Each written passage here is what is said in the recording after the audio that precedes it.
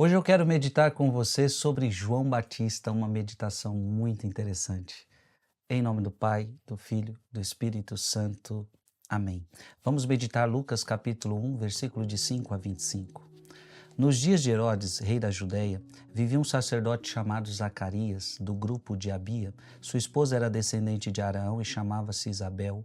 Ambos eram justos diante de Deus e obedeciam fielmente a todos os mandamentos e ordens do Senhor. Não tinham filhos, porque Isabel era estéril, e os dois já eram de idade avançada. Em certa ocasião, Zacarias estava exercendo as funções sacerdotais no templo, pois era a vez do seu grupo, conforme o costume dos sacerdotes. Ele foi sorteado para entrar no santuário e fazer a oferta do incenso.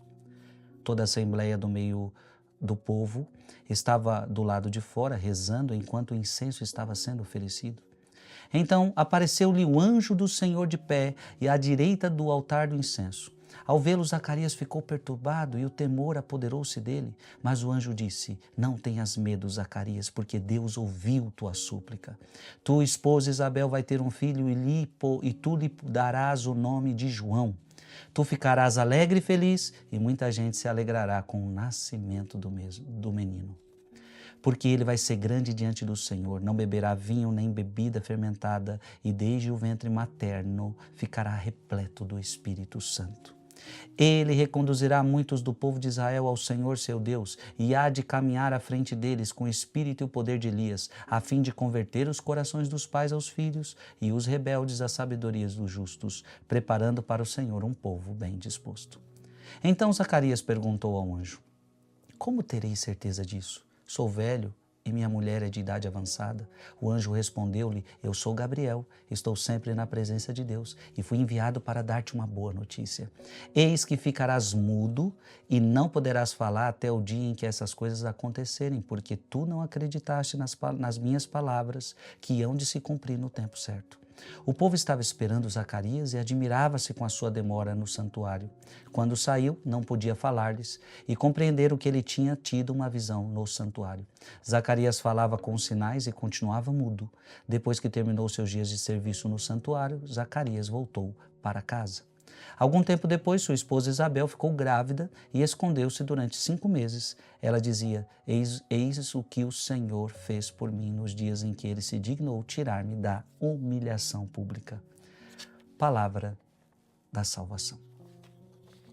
Eu quero meditar com você um texto lindo da Liturgia das Horas, que é do dia 24 de junho, da Natividade de João Batista, que vai nos falar muitas coisas deste texto. Preste atenção, é um sermão de Santo Agostinho.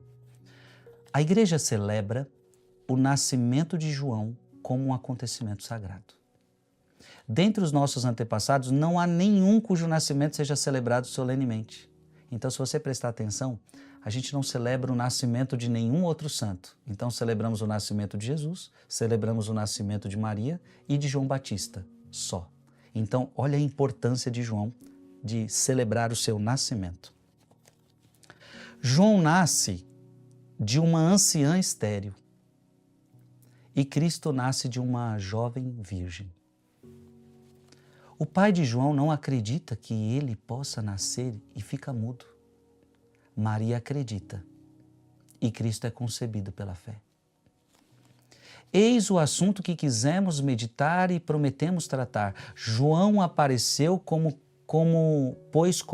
ponto de encontro entre os dois testamentos. Olha que bonito isso.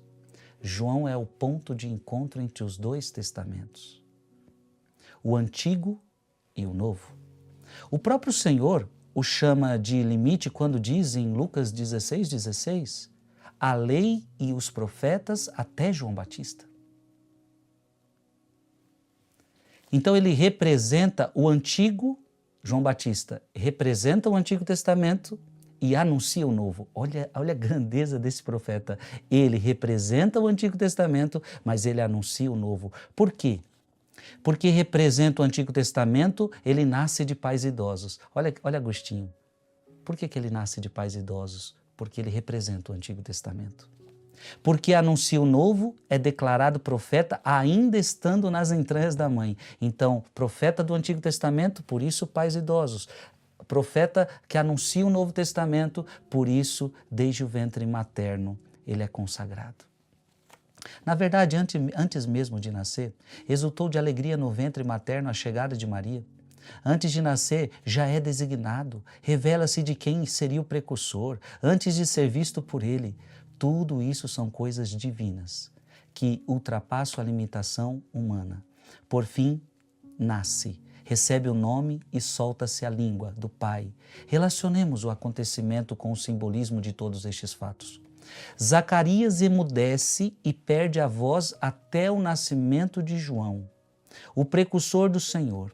Só então recupera a voz. O que significa então o silêncio de Zacarias?